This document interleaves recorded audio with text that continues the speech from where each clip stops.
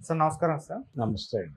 Sir తెలంగాణలో ఒకప్పుడు ప్రణయ్ హత్య కేసు ఎంత సంచలనం సృష్టించిందో మనందరికీ తెలిసిందే. అయితే ఆ కేసులో నిందితులుగా ఉన్న వ్యక్తులకు ఇప్పుడు నల్గొండ కోర్టు ఒక సంచలన తీర్పు అయితే వెలువడించింది సార్. ఒక వ్యక్తికి A2గా ఉన్న వ్యక్తికేమో నిందితునికేమో ఉరి శిక్ష వేసింది. మిగిలిన వారికేమో లైఫ్ వేసింది.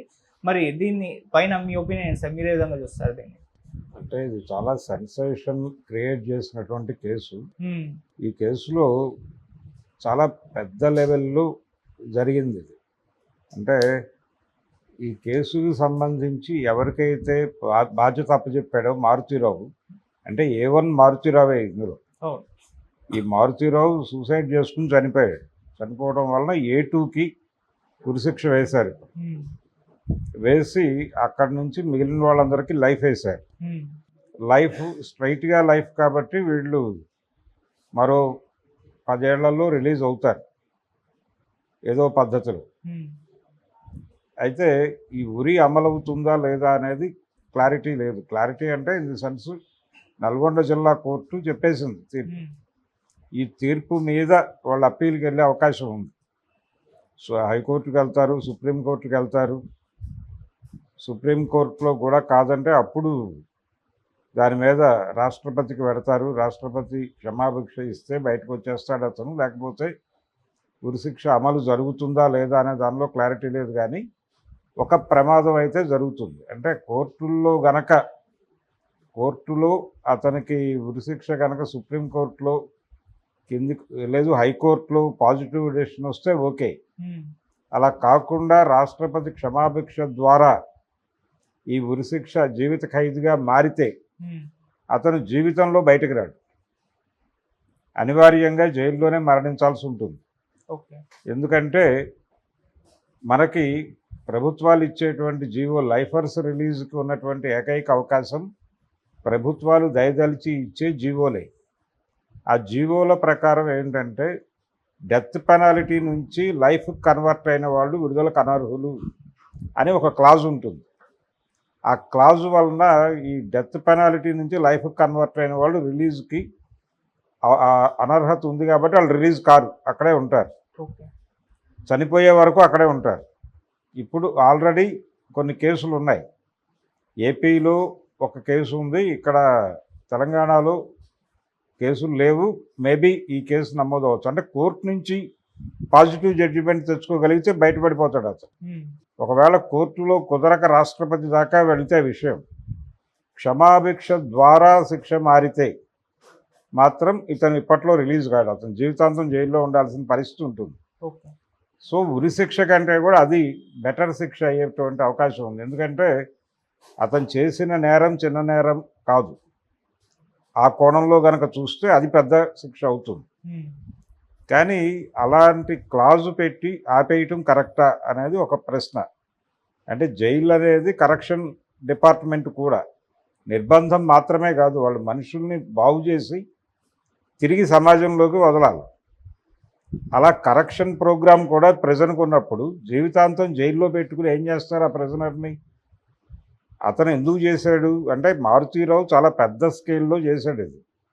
అంటే హిరేన్ పాండ్యా లాంటి ఒక గుజరాత్ మాజీ హోంమంత్రి హ్మ్. అతన్ని హత్యలో పాల్గొన్నటువంటి బ్యాచ్కి సుపారీ ఇచ్చాడు ఆయన. ఇచ్చి వాళ్ళకి బాధ్యత అప్పచెప్పాడు. ప్రెగ్నెంట్గా ఉన్నటువంటి కూతురుని హాస్పిటల్కి తీసుకెళ్ళి చూపించుకొస్తున్నటువంటి అల్లుడి మీద దాడి చేసి చంపేయాలి, ఇది ప్రోగ్రాం. ఆ ప్రోగ్రాంలో భాగంగానే వీళ్ళు ఆ సుపారీ తీసుకుని అది చేశారు. ఇది ఇక్కడ గ్యాంగ్ కాదు, వీళ్ళకి చాలా భారీ లింకులు ఉన్నాయి. బీహార్కి చెందిన వాళ్ళు కూడా ఉన్నారు దీనిలో. కాబట్టి చాలా పెద్ద స్కేల్లో జరిగినటువంటి మర్డర్ అది. అందుకని పోలీసులు కూడా కొంచెం ప్రెస్టీజియస్గా తీసుకున్నారు. బయట కూడా సమాజం నుంచి చాలా పెద్ద ఎత్తున నిరసన వచ్చింది. హ్మ్. ప్రణయ్ అమృత కేసు అంటే చాలా సెన్సేషన్ క్రియేట్ చేసినటువంటి సందర్భం. పరువు హత్యలకు సంబంధించి ఒక్కసారి ప్రపంచం ఉలిక్కిపడింది. అంటే ఈ లెవెల్లో క్యాస్ట్ పనిచేస్తుందా అని చెప్పి అందరూ ఉలిక్కిపడ్డారు. ఈవిడ ఒక ఫార్వర్డ్ కులానికి చెందినటువంటి అమ్మాయి, అంటే వైశ్య సామాజిక వర్గానికి చెందినటువంటి అమ్మాయి. అతను దళిత్తు. కాబట్టి కూతురు దళితుని చేసుకోవటం ఇష్టం లేక అతను అలా చేశాడు అనేది అందరికీ తెలిసిన విషయమే. అయితే ఆ కూతుర్ని విపరీతంగా ప్రేమించాను నేను. ఆ కూతురు ఇలా చేస్తుంది అనుకోలేదు. నన్ను ఇంత క్షోభకు గురి చేస్తుంది అనుకోలేదు అని ఆ పెయిన్‌లో నుంచి ఈ యాక్షన్ జరిగినట్టుగా, ఇప్పటికీ ఆ పెయిన్ తనతో కొనసాగుతున్నట్టుగా, అందుకని సూసైడ్ చేసుకుంటున్నట్టుగా మారుతీరావు గారు ఆ రోజున ఒక నోట్ ప్రపంచానికి తెలియజేశాడు. అయితే ఆ రైట్ ఎందుకుంటుంది అనేది గొడవ. పిల్లల్ని మీరెలా రిస్ట్రిక్ట్ చేయగలరు? పిల్లల్ని కనగలరు అంతవరకే. అంటే మనకు ఒక పాత సామెత ఉంది. పిల్లల్ని కనగలరు గానీ, వాళ్ళ రాతల్ని కనగలరా అని. అది ఇంకొక యాంగిల్‌లో కరెక్టే. పిల్లలు పుట్టిన తర్వాత వాళ్ళు ప్రపంచాన్ని చూడటం మొదలుపెట్టాక, వాళ్ళ బుర్రతో వాళ్ళు తెలుసుకోవటం మొదలుపెట్టిన తర్వాత, వాళ్ళ ప్రపంచం వేరు. మీ ప్రపంచం వేరు. మీ అవగాహన వేరు. మీరు పెరిగిన వాతావరణం నుంచి మీ ఆలోచనలు, మీ అభిరుచులు రూపొందుతాయి. అలాగే వాళ్ళు చూడటం మొదలుపెట్టిన సమాజం నుంచి వాళ్ళ అభిరుచులు, వాళ్ళ ఆలోచనలు రూపుకడతాయి. కాబట్టి నాలాగే నా కూతురు ఉండాలి, నాలాగే నా కొడుకు ఉండాలంటే కుదిరే పని కాదు. దీన్ని ముందు యాక్సెప్ట్ చేయాలి ఎవరైనా. నా కొడుకే లేకపోతే నా కూతురే అయినప్పటికీ అది వేరే యూనిట్. ఆ యూనిట్ తాలూకా అభిప్రాయాలను మనం గౌరవించి తీరాలి ఖచ్చితంగా.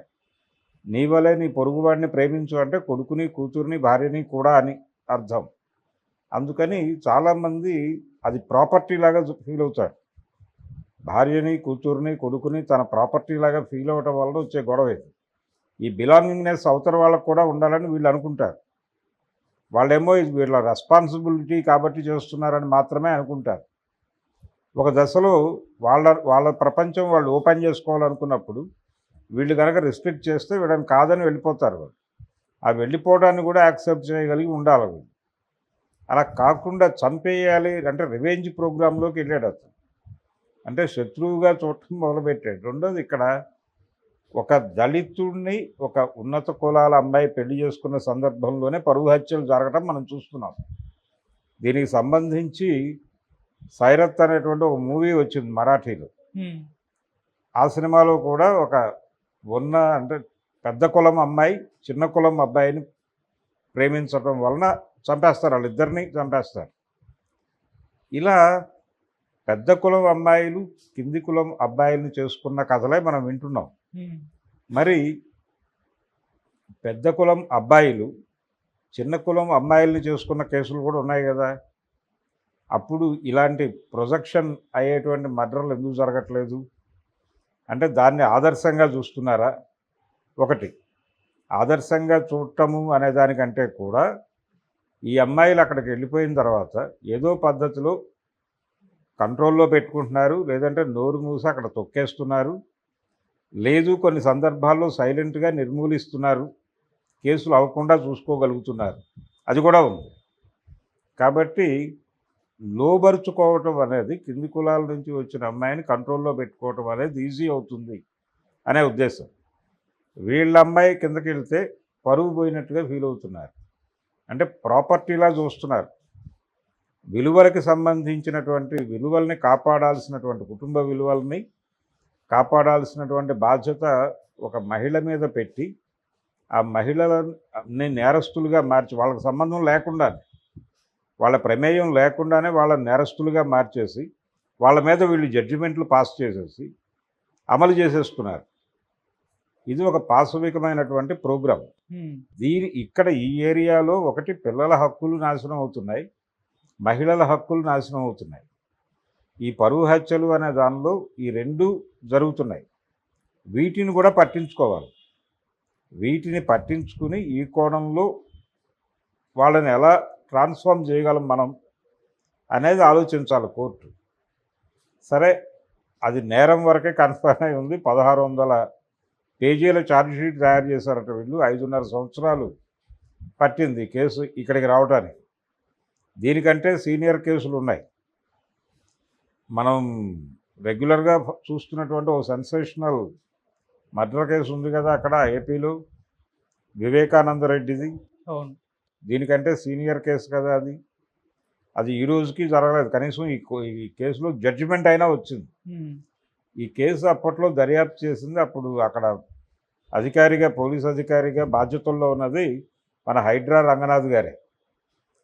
ఇప్పుడు హైడ్రా పేరుతో ఇక్కడ హడావిడి చేస్తూ ఇమేజ్ సంపాదించుకున్నటువంటి రంగనాథ్ గారు ఆ రోజున అక్కడ ఎస్పీగా ఉన్నారు. కాబట్టి ఈ శిక్ష పడుతుంది అనేది ఆయన ముందే స్పెక్యులేట్ చేసి ప్రపంచంతో షేర్ చేసుకున్నాడు కూడా. కాకపోతే అప్పటి ఆయన అభిప్రాయం ప్రకారం మారుతీరావు ఉన్నాడు, ఇప్పుడు మారుతీరావు లేడు. మారుతీరావు తర్వాత శర్మ అని ఉన్నాడు, అతనికి పడింది. తర్వాత ఇదే ఫ్యామిలీకి చెందినటువంటి ఇంకొక మనిషి 8 గానో ఏమో ఉన్నాడు, అతనికి లైఫ్ పడింది. అయితే టోటల్గా ఈ ఈ హత్యని డిజైన్ చేసినటువంటి వ్యక్తికి మాత్రం జీవిత శిక్ష పడింది. అతను హైర్ చేసుకొచ్చినటువంటి వ్యక్తికి మాత్రం ఉరిశిక్ష పడింది. అందుకని ఇది చిన్న ఈ వ్యవహారం కాదు. అయితే అది నిర్ధారణ ఏం కాదు, ఈ కోర్టు జడ్జిమెంట్ ఇచ్చింది అంతవరకే. ఈ జడ్జిమెంట్ మీద అప్పీల్కి వెళ్తారు వాళ్ళు. అప్పీల్కి వెళ్ళాక అది బెయిల్గా, అది బెయిల్ రాదు కానీ అప్పీల్ బెయిల్ ఇవ్వచ్చు కూడా, అప్పీల్ బెయిల్ తీసుకోవచ్చు. అప్పీల్ బెయిల్ ఇచ్చినా ఇవ్వకపోయినప్పటికీ శిక్ష కింది కోర్టు శిక్ష కన్ఫర్మ్ చేయవచ్చు, లేదంటే కన్సిడర్ చేసి మళ్ళీ కేసు రీఓపెన్ చేసి అతనికి కూడా జీవిత శిక్ష విధించవచ్చు. ఇది గనక హైకోర్టులోనే జరిగితే వాళ్ళు రిలీఫ్ ఫీల్ అవుతారు. రిలీఫ్ ఫీల్ అయ్యి అలా బయటకు వచ్చేస్తారు. మ్యాక్సిమం 9 to 10 years లోపు వచ్చేస్తారు.